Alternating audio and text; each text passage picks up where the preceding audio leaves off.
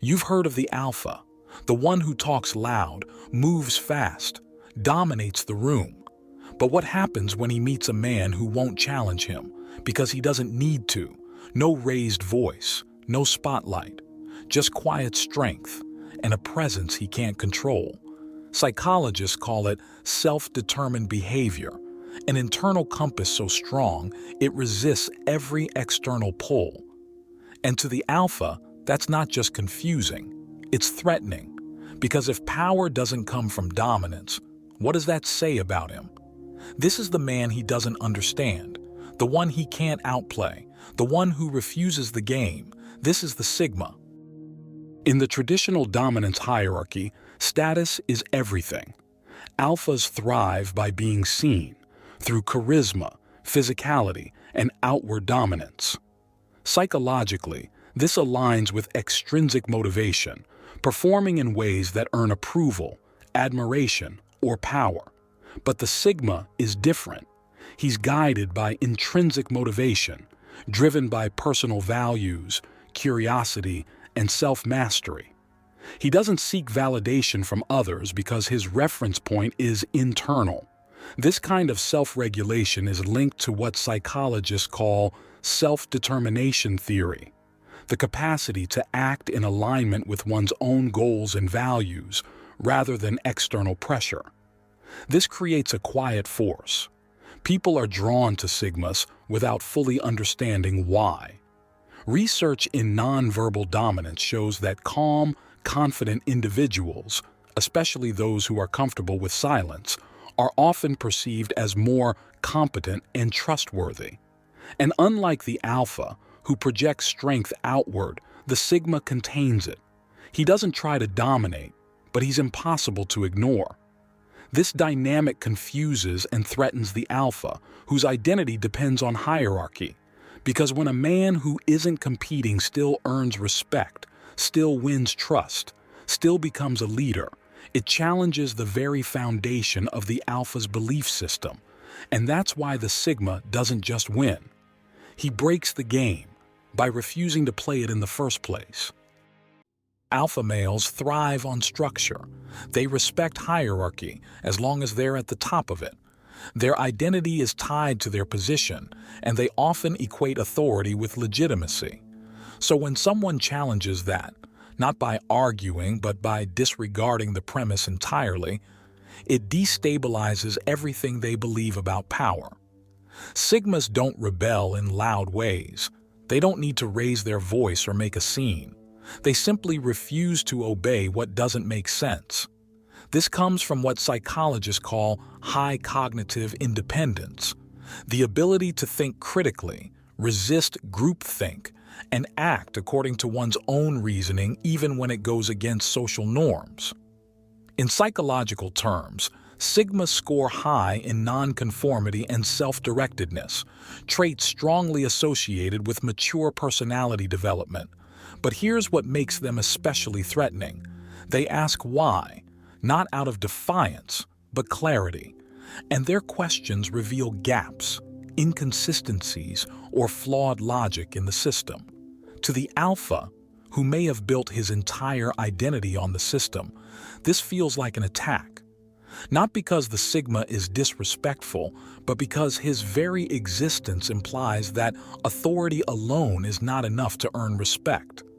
The Sigma doesn't want to overthrow the hierarchy. He simply operates outside of it. And because he can't be guilted, flattered, or pressured into submission, traditional power structures have no leverage over him. This is why alphas often try to silence Sigmas in teams, workplaces, or even friend groups, not because they're wrong, but because they're hard to control. And when control doesn't work, the alpha often turns to exclusion. That's how the Sigma becomes the outsider, not by choice, but by necessity. Alpha males lead by commanding the moment. They act quickly, assert dominance, and draw strength from immediate reactions.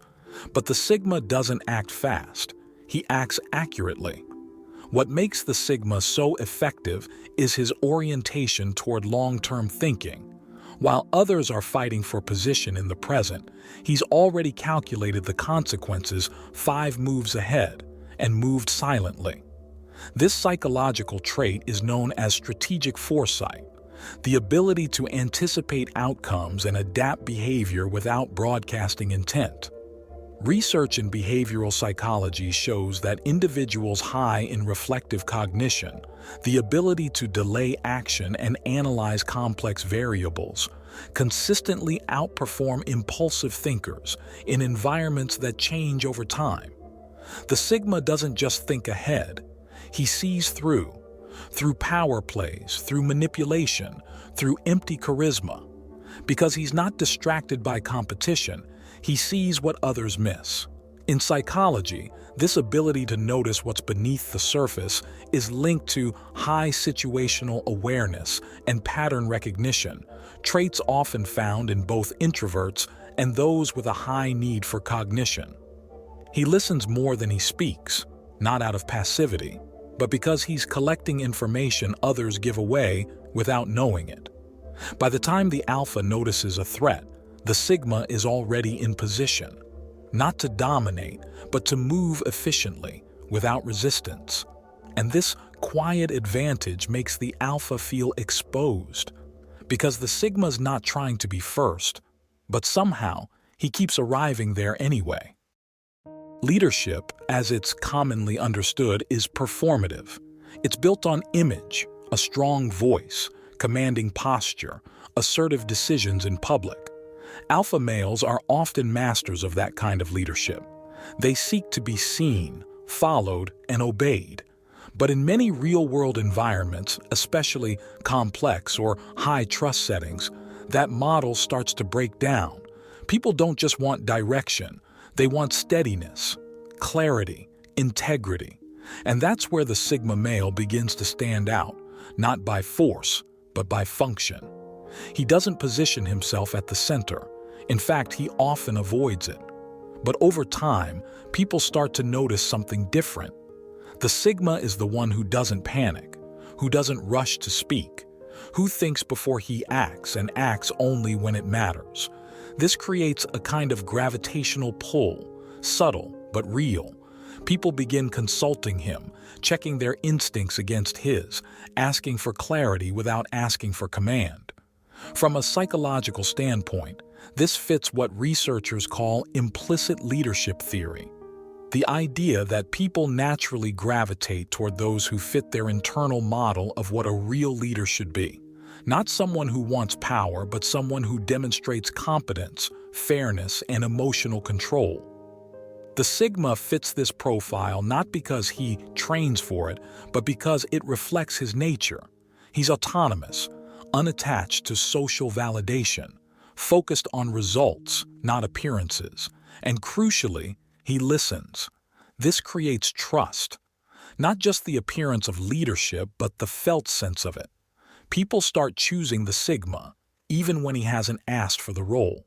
For the alpha male, this is difficult to process.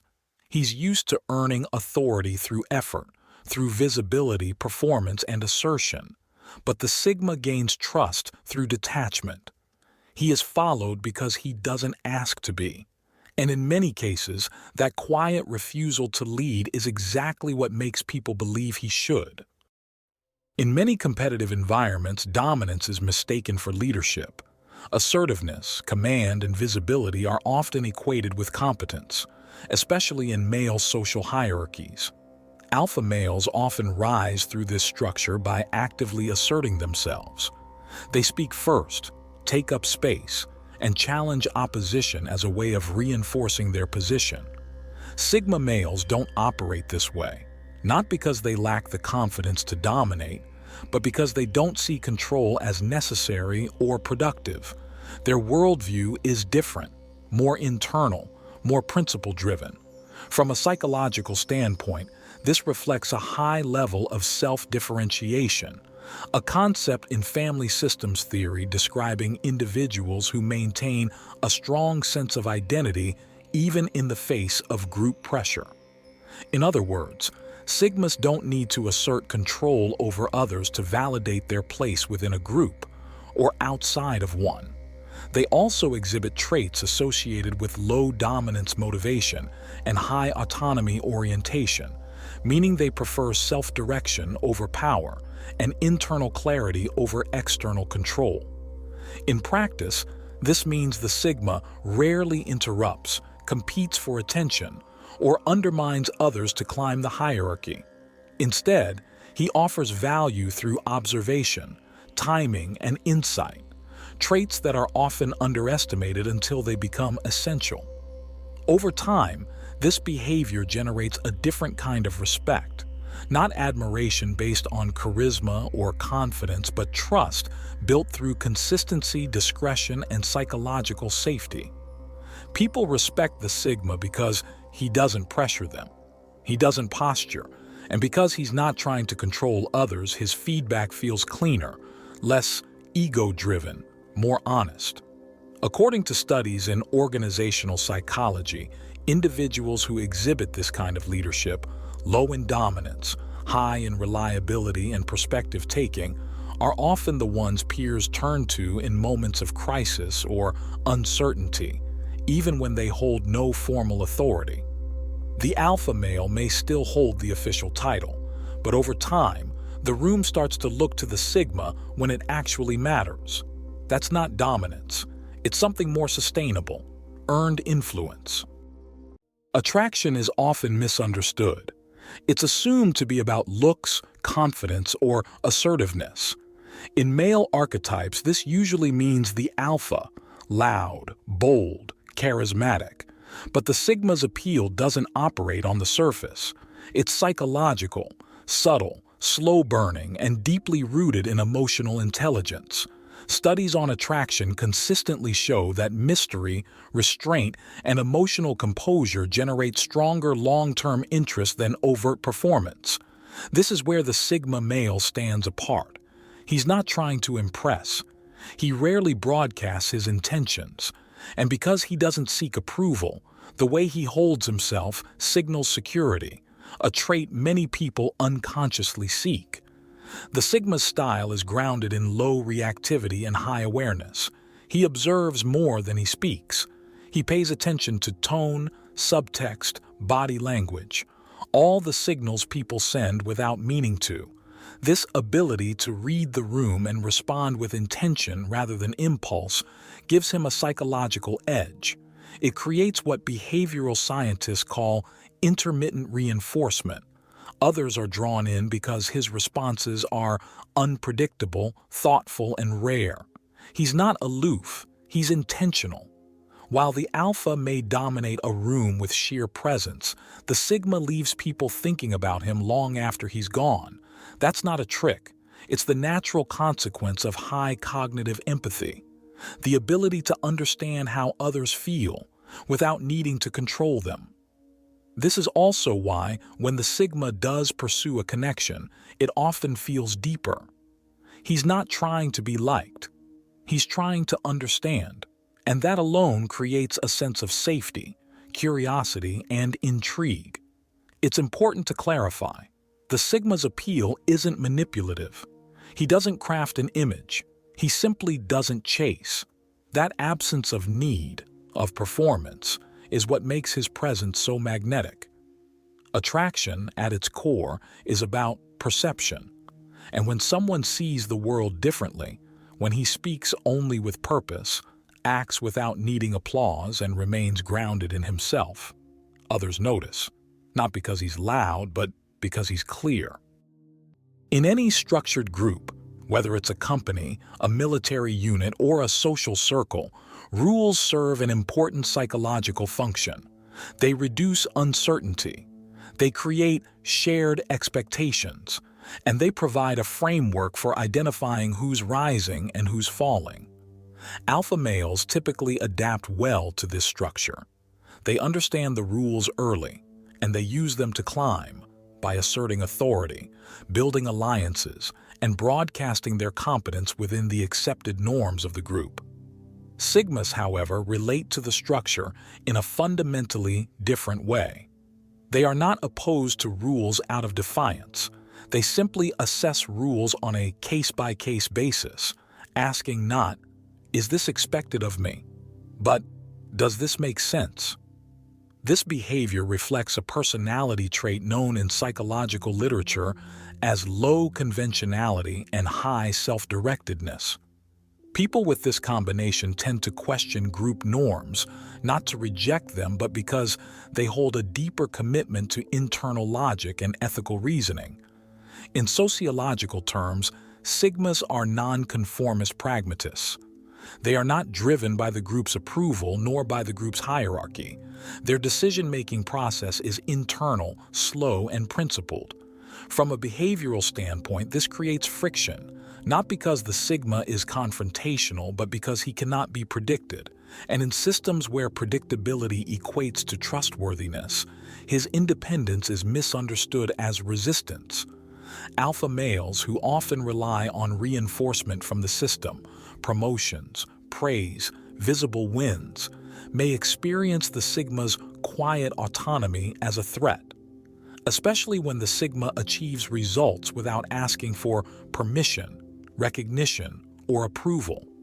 Research on status threat theory shows that people in dominant positions often feel challenged not by overt rebellion but by silent divergence, individuals who succeed without signaling allegiance to the dominant norms.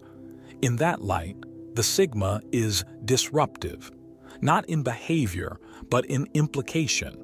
He suggests, without saying it, that the structure may not be necessary, that the metrics of success might be arbitrary, and that control is not the same as competence. That idea alone destabilizes the alpha's self-concept, especially if his identity is rooted in outperforming others within the system. The sigma doesn't need to challenge authority to make it nervous. He simply functions outside its emotional economy, where fear of judgment, status anxiety, and constant positioning are the norm. He plays a different game, not to win, but because he never needed the game in the first place. Identity, for most people, is relational. We define ourselves by how others see us, by our rank in the social group, our success in comparison to peers, our ability to lead or be admired. For the alpha male, this relational identity is central. Alpha behavior is often built on visibility, influence, and validation. He gains self-worth from being at the top of a structure, as the one others follow, defer to, or compete against. The sigma male disrupts this model not because he challenges the alpha directly, but because he exists outside of it. His identity is not constructed relationally. It's internal, autonomous, and resilient to external fluctuations. Psychologically, this reflects what's known as high self-concept clarity, a well-defined and stable sense of self that doesn't require reinforcement from others.